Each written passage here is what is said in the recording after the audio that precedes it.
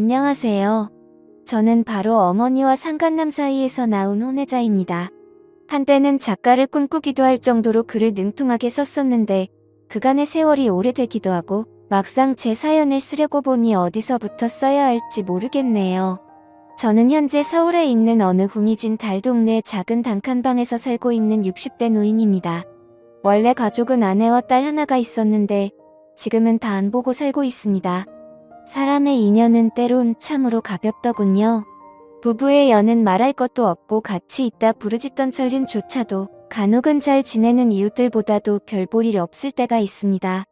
예전에는 우리 가족이 그렇단 얘기는 아니지만 다른 사람들이 그렇다고 합니다. 누군가는 인생은 60부터라고 할 정도로 요새 60대는 육안으로 나이를 가늠하기 힘든 만큼 젊으신 분들이 많으십니다. 그런 분들이 저는 참 부럽습니다. 저는 40대에 충격적인 일을 겪고 이회생 불가능한 고통을 받아서 그런지 60대이지만 80대 가까이 되어 보일 정도로 많이 늙었습니다. 세월의 흔적인 주름은 그 사람이 어떤 삶을 살았는지를 알려준다는데 거울을 보면 전 스스로가 부끄럽고 흉측하게 이를 데 없어 가끔 모습에 치가 떨리기도 합니다. 태어나면서부터 제가 모두에게 재앙인 존재였다는 것을 모르고 산 것도 큰 죄입니다. 모든 건 제 부정한 어미로부터 시작되었습니다. 어미 역시 제대로 맘먹고 드러내면 제 인생만큼 역겹긴 마찬가지겠지요. 저는 어렸을 때 외아들로 부모님과 화목하게 살았다고 생각했습니다. 저희 아버지가 출판사 사장으로 근무했던 덕분에 전 책을 가까이서 접할 기회가 많아 자연스럽게 책과 가까이 지내게 되었고 글 쓰는 것도 좋아해서 일찌감치 진로를 결정했습니다. 제게 꿈을 심어준 아버지는 다정다감한 성격인 반면 어머니는 오히려 무뚝뚝하고 감정 표현을 잘 안 하시는 분이셨어요. 사근사근한 성격이 아니라서 어렸을 때부터 친엄마임에도 불구하고 벽이 있었습니다. 친구처럼 친하게 지냈던 아빠와는 달리 엄마와는 듯이 딱딱한 관계로 지내었고 아버지는 그런 엄마와 저를 친하게 지내게 하려고 했는데 제가 엄마를 닮았는지 둘 다 성격이 비슷해서 항상 평행선을 유지했어요. 그러던 중 중학교 2학년 때인가 머리가 굵어지려 할 무렵 저는 친구네 집에서 놀다 오던 밤에 엄마와 오래전부터 저희 집에 드나들었던 아빠의 지인, 후배가 여관에서 나오는 것을 발견했습니다. 믿을 수가 없더군요. 맨날 집에서는 굳은 얼굴만 하고 있던 엄마가 그 남자를 만나는 순간부터 즐거워하며 웃고 있었습니다. 그 파렴치한 놈은 독신으로 어쩜 큰 고와 잘 맞던지야 심장이 무너져 내리는 것 같더라고요. 엄마가 다른 남자와 외도하는 모습을 목격하는 그 억장이 무너지는 심장은 차마 당해보지 않은 절대로 모를 것입니다. 가끔 휴일날 엄마가 새빨간 거짓말로 아빠를 속이며 나가는 게 보였지만 제가 할 수 있는 일이라고는 없었습니다. 그렇지만 이러다 진짜 아빠가 상처받을까 싶어 하루는 용기를 내어 외할머니 일을 돕는다는 핑계를 대며 외출하는 엄마를 붙잡고 통사정을 해보았어요. 엄마 나가지 않으면 안 돼. 오늘 아빠랑 같이 외식하자. 아니면 어디 가까운 데라도 바람 쐬러 가자. 내가 외할머니한테는 엄마 못 간다고 연락할 테니까 같이 있자 우리. 하지만 엄마는 절딱한 눈빛으로 한참을 보다가 어깨를 토닥이고는 미안하다며 꼭 가봐야 한다고 기어이 나서더라고요. 외할머니 일을 돕는다면서 유난히 이 새빨간 입술에 뾰족 구두를 신고 나갔던 엄마였네요. 제가 말려서 될 일이 아니란 걸 깨달았습니다. 저는 그 이후로 속으로는 엄마 취급도 안 하면서 살았어요. 제발 엄마가 그 놈과의 더러운 관계를 들키지 않기를 그저 아빠가 이 모든 추악한 진실을 모르길 바라는 마음으로 하루하루 살얼음판을 걸으며 살았지만 저를 보며 웃는 아빠를 위해 효도하고 싶었습니다. 철이 빨리 들어 공부도 앞차같이 더 열심히 했고 아빠가 기뻐하는 일이라면 다 해주고 싶었습니다. 덕분에 저는 늘 상위권의 성적을 유지했고 고3 때 본 시험은 운이 좋은지 만점 가까이 나왔습니다. 문내 창작과나 국문학과를 지원하려는 절 다들 뜯어말리며 전문직을 가질 수 있는 과를 가라며 조언했지만 단 한 사람 아빠만은 제 꿈을 응원해주더라고요. 아빠는 우리 아들이 꿈을 갖고 있는 것만으로도 참 좋다. 누구네 자식들은 이 꿈도 없다고 하는데 넌 목표를 세우고 이루기 위해 최선을 다해 노력하니 아빠는 그런 너가 참 자랑스러워 뭐. 만약 이도저도 안 되면 아빠 출판사에 와서 같이 동업하면 되지 안 그러니 다른 사람 말 듣지 말고 너가 하고 싶은 거 하면서 잘해나가라고 말씀을 해주시니 어찌나 감사하던지요. 저는 아빠의 조언을 가슴 깊이 새긴 채 든든한 아빠의 배움을 받고 시험장을 들어가려 하는데 끼익하는 소리와 동시에 사람들이 웅성거리는 게 아니겠어요. 얼떨결에 보니 맙소사 방금 전까지 절 바래다주며 시험 잘 보라던 아빠가 제 눈앞에서 교통사고를 당하셨습니다. 저는 차마 믿지 못할 현실에 정신이 아득해져 왔고 사람들을 물리치고 아빠를 껴안으며 우리 아빠 좀 살려달라고 엉엉 울었습니다. 대학 시험이고 나발이고 아빠를 쫓아 병원으로 향했습니다. 아빠는 혼수 상태로 4일 정도 있다가 깨어나셨고 교통사고의 대가는 참으로 인정하기가 흡독했어요. 차와 추돌할 때 다리를 잘못 다쳤는지 제 기능을 하기가 어렵다 하더라고요. 아빠는 절망하며 힘겨워했지만 애써 가족들에게 괜찮은 척하며 그 와중에도 제 포기해버린 대학 시험을 걱정하시며 진심으로 미안해하셨습니다. 저는 아빠의 손을 꼭 잡고 시험은 어차피 해마다 있으니 괜찮아요. 자신 없었는데 차라리 잘 됐죠 뭐. 1년 동안 공부 준비 더 열심히 해서 좋은 성적 거두면 되니까 아빠 몸이나 신경 쓰세요. 라고 어른스럽게 얘기해주니 아빠는 저를 붙잡고 미안함에 하염없이 우셨네요. 엄마는 그런 저의 부자를 뜻 모를 시선으로 음심만 하시더라고요. 대체 엄마란 여자는 무슨 생각을 하고 있는지 머릿속을 해부하고 싶을 정도였습니다. 아빠는 장애 판정을 받게 되었고 휠체어 신세를 지게 되었습니다. 양심은 있었는지 엄마가 열심히 아빠의 재활훈련을 돕긴 했어도 두 다리로 몸을 지탱하긴 어려웠어요. 다만 저는 그날의 트라우마 때문인지 이상하게 해마다 대학 시험을 볼 때면 식은땀과 불안함이 절정적으로 너무나도 힘들게 했습니다. 시험 보는 내내 귓가에 브레이크를 밟는 기청청이 들려 그것 때문에 저는 3번의 시험을 모두 망쳐버렸습니다. 결국 저는 대학을 포기하게 되었어요. 군대를 다녀오니 어느새 전 20대 후반으로 접어들었고 변변한 직업 없이 글에만 올인하겠다며 글을 쓰니 어느 순간 30살까지 되어 이제는 집안에 손 벌리는 것이 치욕스러운 일이 되어버렸습니다. 죄책감에 이루 말할 수 없던 저는 결국 글 써서 밥 벌어먹겠다는 꿈을 접고 평범한 중소기업에 취직했습니다. 그리고 그곳에서 만난 동갑내기 직장 동료와 3년 연애 후 결혼을 하게 되었습니다. 아내는 늦은 나이 때문에 아이를 빨리 가지려고 노력했지만 번번이 습관성 유산을 하게 돼버려 결국 직장을 그만두고 아이를 기다렸습니다.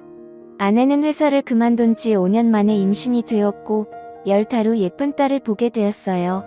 하지만 기쁨이 채 가시지도 전에 우리에게는 또 다른 비극이 찾아왔습니다. 우리 아버지께서 당시 높은 지대에 있는 단독주택에 살고 계셨는데 아빠는 혼자 휠체어를 끌고 나왔다가 비탈길에 속도를 이기지 못하고 사고가 일어나 60대 중후반, 이른 나이에 저 세상으로 떠나고야 말았네요. 아빠의 묘 앞에서 얼마나 울었는지 모릅니다.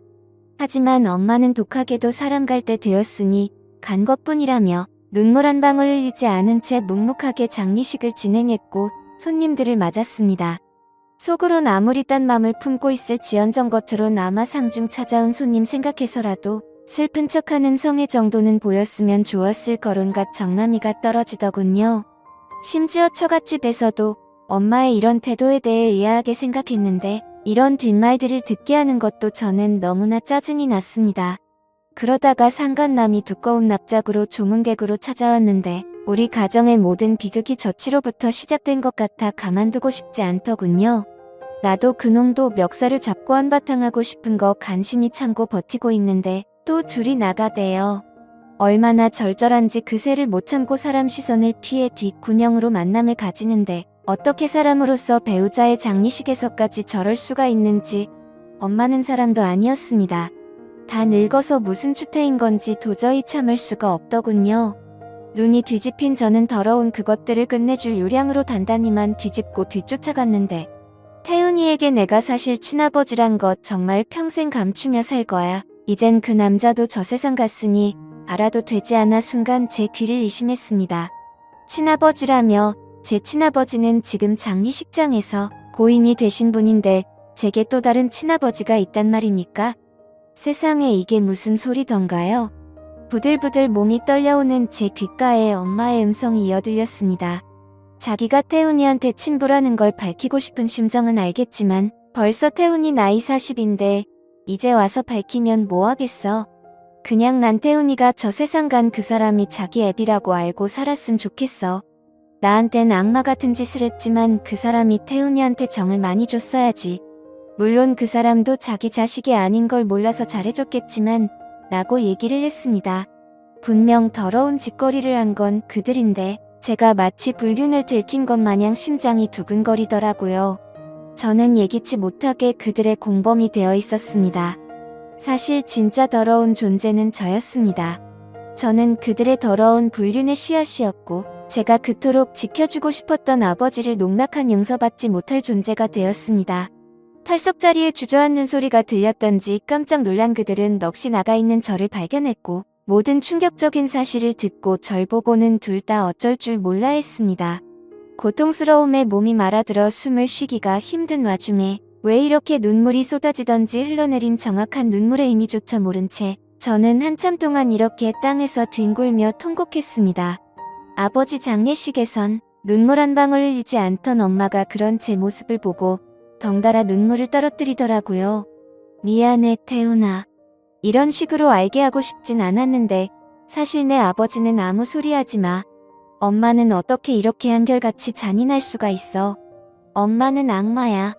절대로 용서받지 못할 끔찍한 사람이라고. 나 엄마 죽어도 용서 못해. 이젠 우린 끝났어. 다신 보지 말아요. 이 지긋지긋한 악연 모두 다 끝내자고요 라고 하자 엄마는 입술을 깨물고는 억울한 듯 재개항변했습니다. 잔인한 건 네 아버지 아니 그 사람이야. 내가 평생 어떻게 살아왔는 줄 알아? 살면서 일이 잘못되면 모든 원망을 나한테 쏟으면서 내 피를 말린 사람이야 그 사람이. 이혼해달라고 해도 죽도록 안 해주고 차마 말하기도 버거운 심한 말들로 날 아프게 하고 옆에서 감시하고 의심하면서 내 인생을 지옥으로 만든 사람이라고.